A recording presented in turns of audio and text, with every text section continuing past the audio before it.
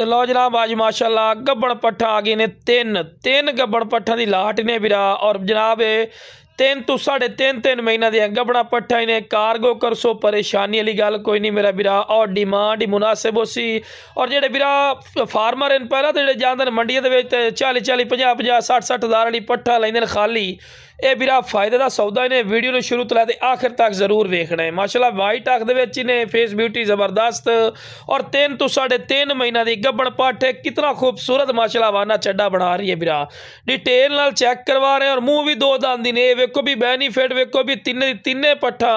2 दांदी ने और चंगे सोहने हाइट कद वाली माशाल्लाह और बिरा पाठ की माशाल्लाह कन्ना दे लापर जबरदस्त बिल्कुल कुंडली वाले सिंह छोटे छोटे जिन्होंने सिंह आखते हैं माशाल्लाह सिंघां दे विच ने फेस ब्यूटी चंगी झालर चंगी वेल चंगी दुम चंगी कोई ऐसा पॉइंट नहीं जेड़ा बिरा दा घट होवे माशाल्लाह फेस ब्यूटी चेक करो पशम वेखो बिल्कुल बरीक तिन्ने पट्ठा माशाल्लाह एक नु वेखो दूसरी नु भूल जासो माशाल्लाह ते फ्रेश 2 दांदी ने ते लो बिरा उस तो बाद माशाल्लाह दूसरे नंबर ते आ गए ने ब्लैक बीतल माशाल्लाह अमृतसरी माशाल्लाह पाटी ने खूबसूरत फेस ब्यूटी दे विच ने चंगे हाइट कद वाली ने वाइट अख दे विच ने वेल जबरदस्त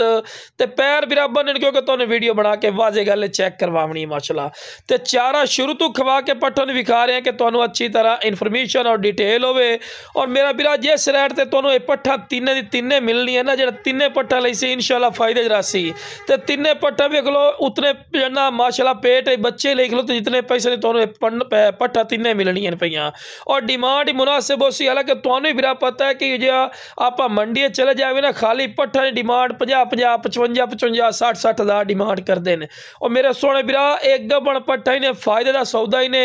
अगर नाल दे नाल वेखो जी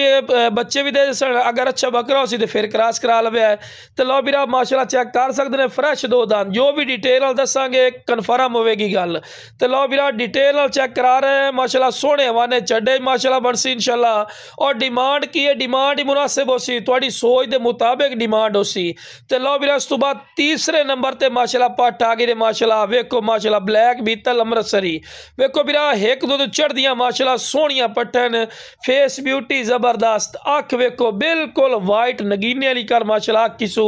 कन्ना दी चौड़ाई लंबाई जबरदस्त वेल जबरदस्त दोम बिल्कुल तीर वाली कर सीधी और मेरा बिरा जितनी तारीफा करे ना मैं फायदा कोई नहीं चीज़ तेरी अखां दे सामने हाँ बाकी मेरे को कोई आवना चाहे लोकेशन लुडन शहर जिला विहाड़ी लुडन मेन अड्डे ते